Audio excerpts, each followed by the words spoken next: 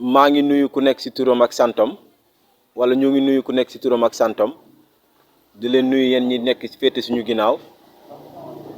yéen mi nga xamante ne bu yëf yi amee ba léegi te du leen nelaw di ci boole nuyoo bi ñi nga xamante ne ñoom ñooy journalistes yi di leen gërëm journalistes yi nga xamante ne ni ma leen tuddee les infatigables mooy ñi nga xam duñu sonn saa yi leen soxlaay rek dañuy ñëw dar ñu seeni micro comme ça waa Sénégal dëgg ñu ak monde entier. tey jii encore dañ fi dellu ci waat pour waxaat ci li nga xamante ne moom mooy mbirum boofa bi ndax ke yéen kenn ci yéen réeréewlu mbir ni bu weeru mars amee ñaari fukki fan ak benn la seen procès bi ubbi procès bi nga xamante ne ñun waxee nañ ko fépp yuuxu nañ ko fépp pour mu am pour liy tax ñu respecter ak yelleef doomu adama loolu nag jot naa am ba procès bi ubbeeku na ba jeex ba ñu ngi xaar verdict bi incha allah le 13 juin bii nii mooy weeru juin bi bu amee fukki fan ak ñett tey ñu woo leen pour wax leen li nga xamante ne artu ci mbir mi waaye addu tamit ci mbir mi ndax ñun ñëpp a fekkee procès bi te lu bëri ci procès bi xam nañ ko dëgg nañu ne nii wax te nee nañu bu wax dofee noppi yi dëgg war naa wér donc ñun yaakaar nañ ni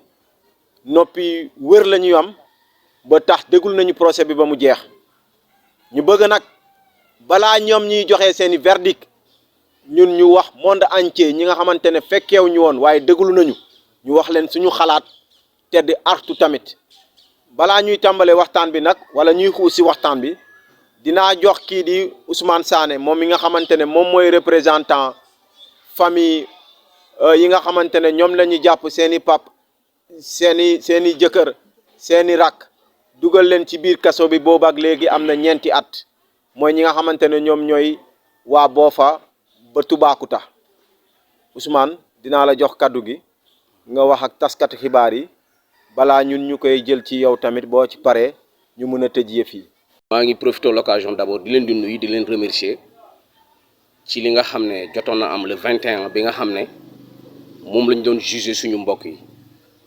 donc d'abord je tenais vraiment à vous remercier vous tous ñi nga xam ne nekk nañu fii ak mbokk yi ñi nga xam ne aussi ñëw nañu teew ci ndaje bii nii ak ñi nga xam ne ñëw nañ ci ndaje boobu bu la 21 parce que dajoo nañu fii aussi pour lancer un appel vraiment pour ñëw fekk ñëpp ñu ñëw fekkee donc comme Madia nu mu ko waxee até bi ñoo ko doon ñaan waxoon nañ ko fu ne parce que jàpp ay nit ñeenti at nga tëj leen ñun waxoon nañ fa ne pour que ñu attee leen yàlla def ba loolu am waaye loolu bu mu amee amoon nañ ci jàngat bu ñu njëkk am mooy gis nañ ne ci attee bi am na li nga xam ne vraiment respecté wuñu ko am na li nga xam ne jaarul yoon te loolu vraiment feeñ ci fii et lenn li nga xam ne ñun yàggoon nañ ko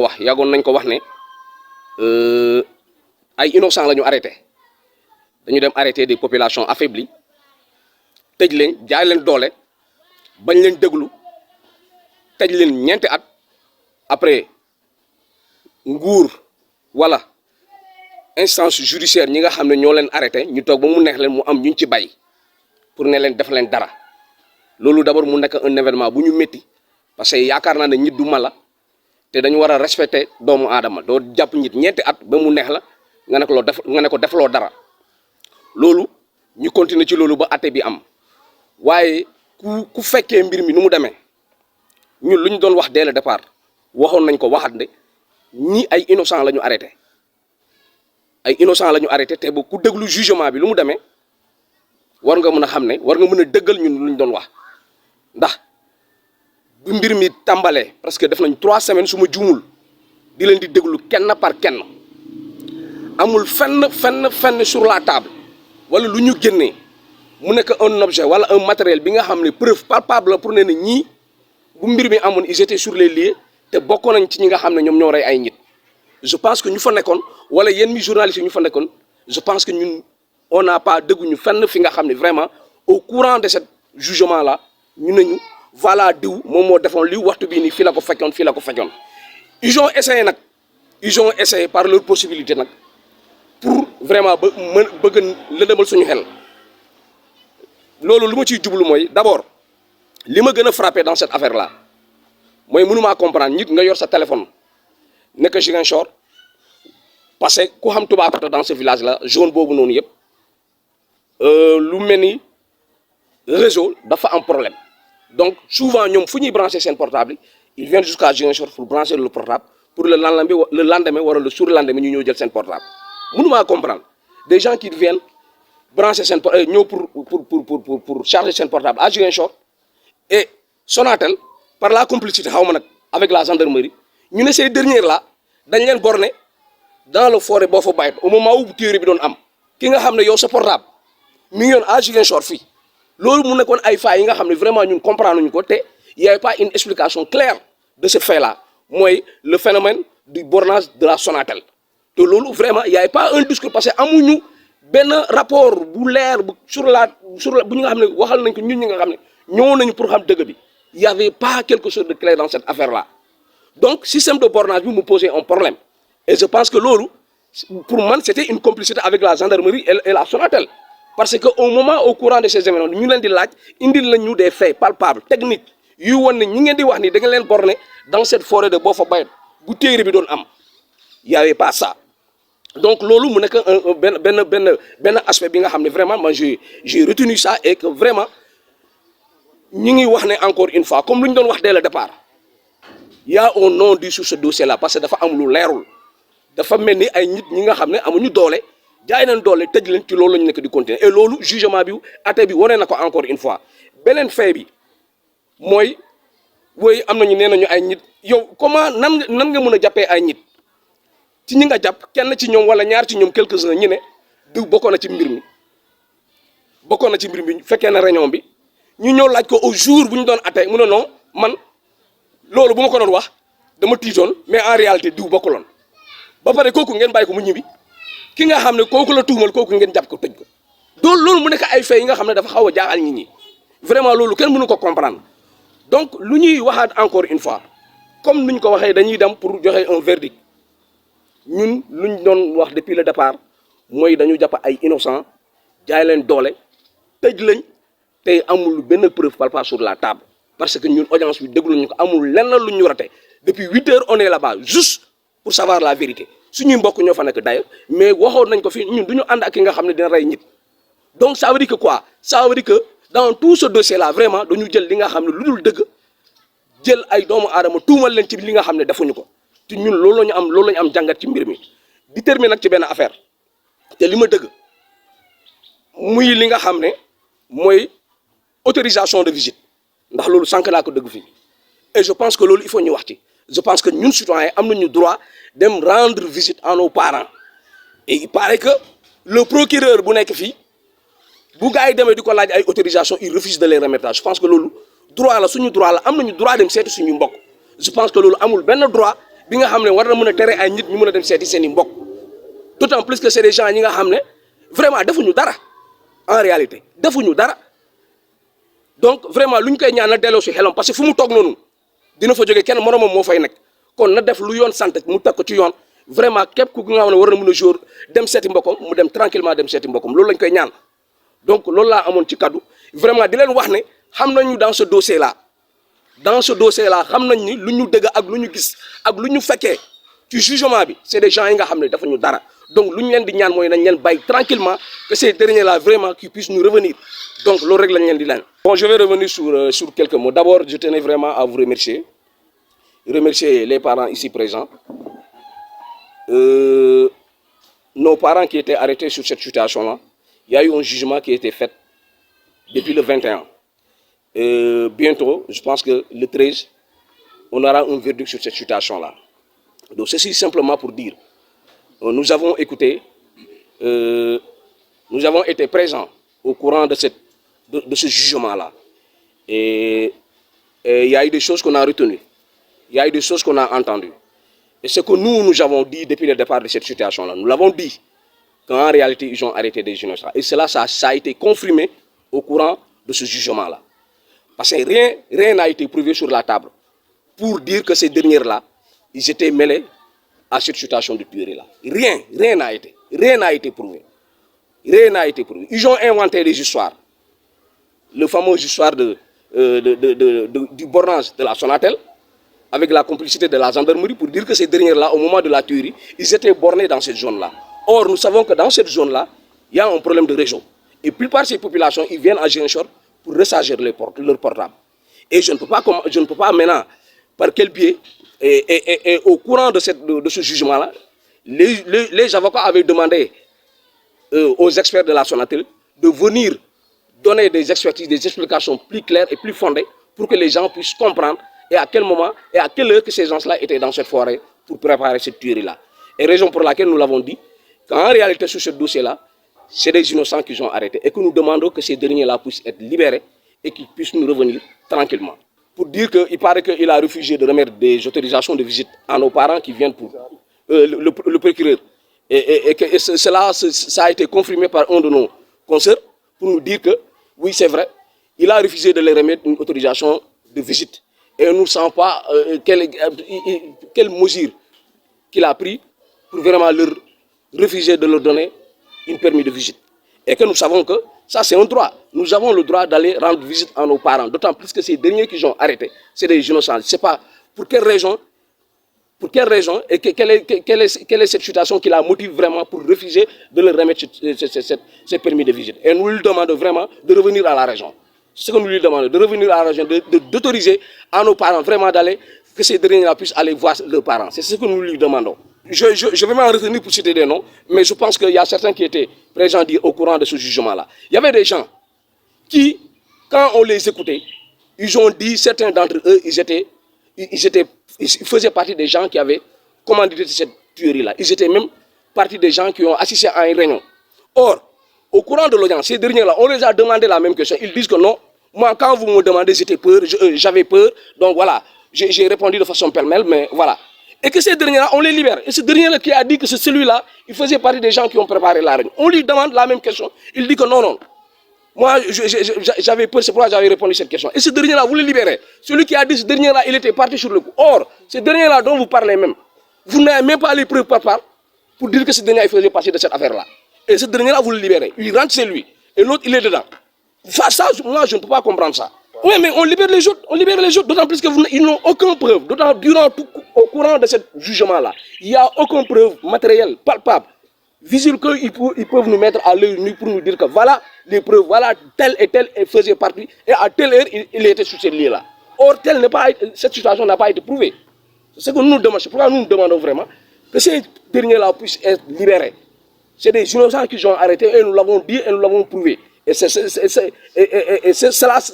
a été confirmé au courant de ce jugement-là. Merci beaucoup. Merci encore à notre chère presse infatigable. Nous savons tous, et vous étiez là, nous avons tous été témoins, spectateurs à la fois, de ce fameux procès qu'on a nous appelé auparavant le procès de la honte. Parce qu'étant convaincus que c'est des simples innocents, des vieux qui ont 90 ans, 75 ans, 60 ans, qui ont été emprisonnés de manière injuste. Aujourd'hui, nous revenons encore pour le dire. Le 21 mars 2022, s'est tenu le procès des détenus de l'affaire de la tuerie de Boffa-Bayotte. Un procès qui s'est tenu dans la sérénité, avec des juges irréprochables, je dis bien. Pour le moment, des juges irréprochables pour le moment.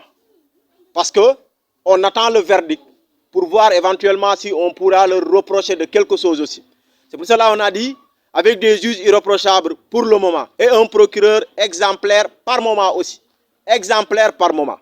Sauf qu'il a été induit en erreur par la gendarmerie en charge de l'enquête. Quelques notes peuvent prouver à suffisance ou confirmer d'ailleurs ce que nous disons à propos de l'enquête qui a été biaisée. Nous ne cesserons de le dire. La gendarmerie a été conduite militari ici à Ziguinchor, en Casamance plus particulièrement. Pourquoi? Pour chercher véritablement des agneaux du sacrifice sur la question de la théorie de Boffa-Bayotte. Et nous demeurons encore convaincus qu'ils ont biaisé l'enquête pour repartir encore avec le sentiment d'une mission accomplie. malheureusement une mission échouée. C'est quelques remarques que nous avons faites. D'abord, c'est de vous dire, au moment du procès, nous avons tous entendu que la gendarmerie n'a jamais mis les pieds sur les lieux de crime. Aussi bien la gendarmerie comme le juge d'instruction. Et donc, ce juge qui l'a instruit, il a instruit sur la base de quoi? Les présumés d'ailleurs, les présumés, nous disons bien, la gendarmerie n'a jamais mis les pieds. Mais au-delà de ça, les présumés ont été arrêtés à des heures à la limite où, dans la réglementation sénégalaise, c'est interdit. À 4 heures du matin, conduit militari. Par rapport à l'audition, c'est quelques remarques que nous avons vous donner et puis vous dire notre opinion par rapport à cela. Par rapport à l'audition, nous avons entendu les détenus dire que dans les premières heures qui ont suivi leur arrestation, ils n'ont bénéficié de l'assistance d'aucun conseil juridique. Ça veut dire d'aucun avocat. Et que cela est en parfaite inadéquation par rapport à la réglementation de la CEDEAO, où on dit que les présumés doivent être assistés d'un avocat. Mais malheureusement, tel n'a pas été le cas pour les présumés détenus de l'affaire de Boffa Bayotte. Aussi, nous avons entendu les présumés dire qu'ils ont subi des tortures, aussi bien sur leur partie intime. Nous nous demandons est-ce que réellement c'est la gendarmerie sénégalaise qui a fait ça. Parce que vous vous rendez compte qu'au niveau, quand il y avait le procès, il y avait la gendarmerie, une forte présence de la gendarmerie d'ailleurs qui encadrait. Mais ces détenus-là n'ont pas eu peur pour dire que les éléments de la gendarmerie les ont torturés. Torturés pourquoi? Les tortures. Ils les ont torturés pour extorquer des aveux. Ce qui est contraignant et ce qui est aussi contraire à la réalité.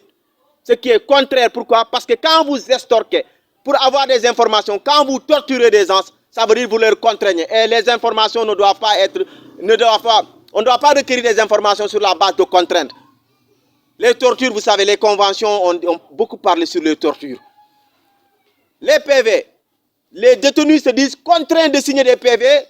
dont ils ne savent même pas le contenu. Mais oui, qu'est-ce que donc cette gendarmerie cherchait? C'est donc pour vous dire des agneaux du sacrifice encore. Nous aussi, nous prenons l'exemple de René Caprien-Bachen,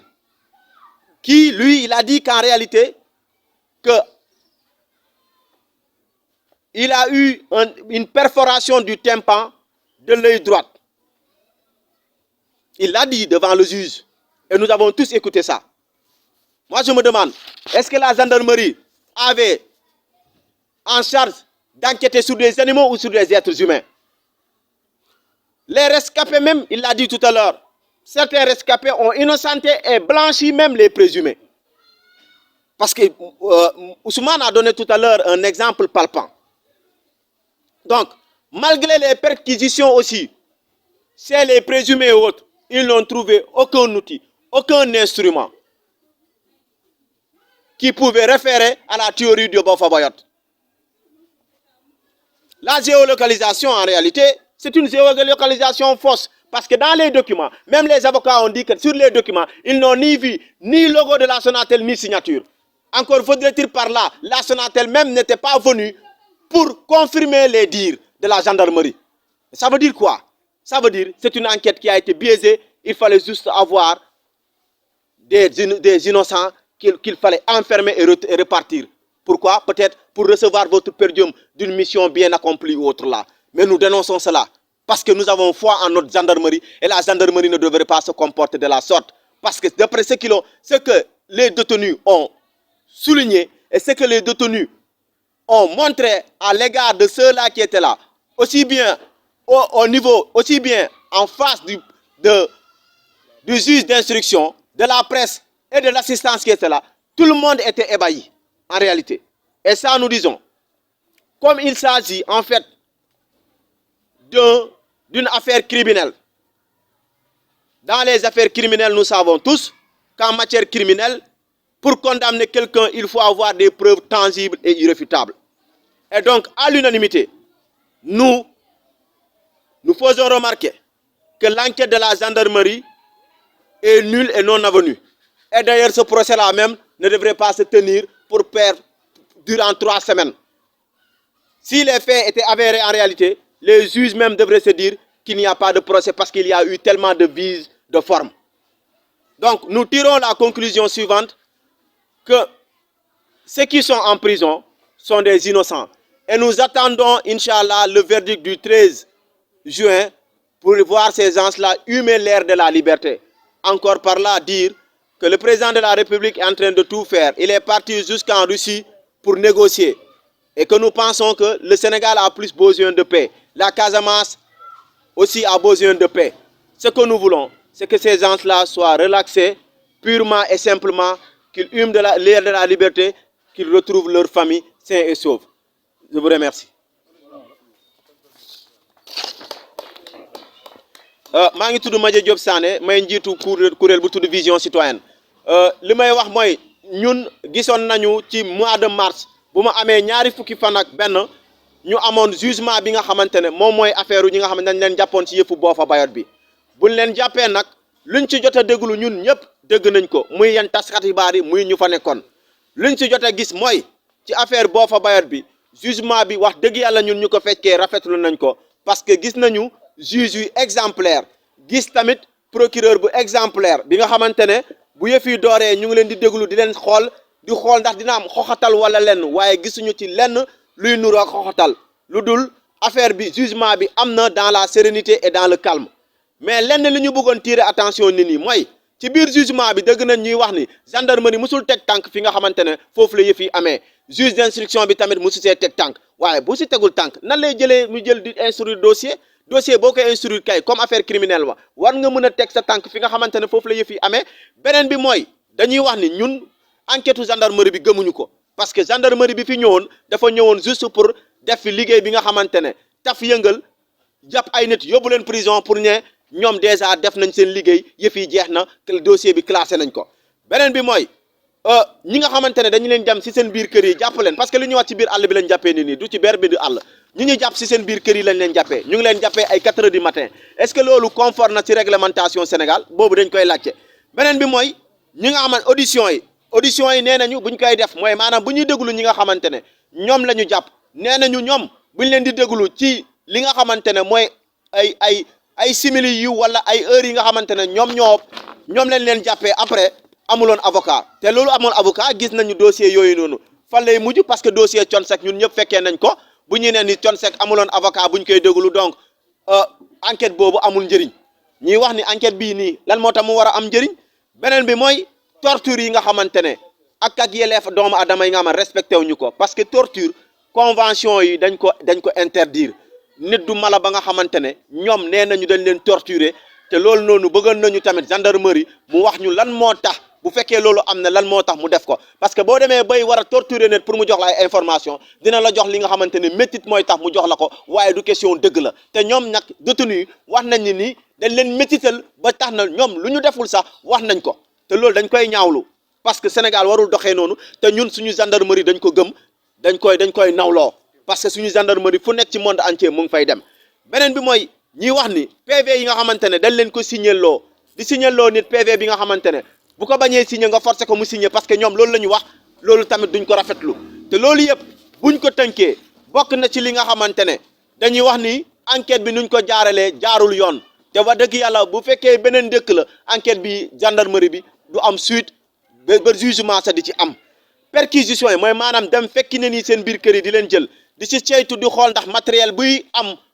bu am rapport ak théorie bi am na gis nañu ni kenn ci ñoom génnewul ne fetal bi la ñu reyee diw wala paaka bi la ñu rendee diw donc loolu bu demee ba am géolocalisation bi nga xamante ne kayit bi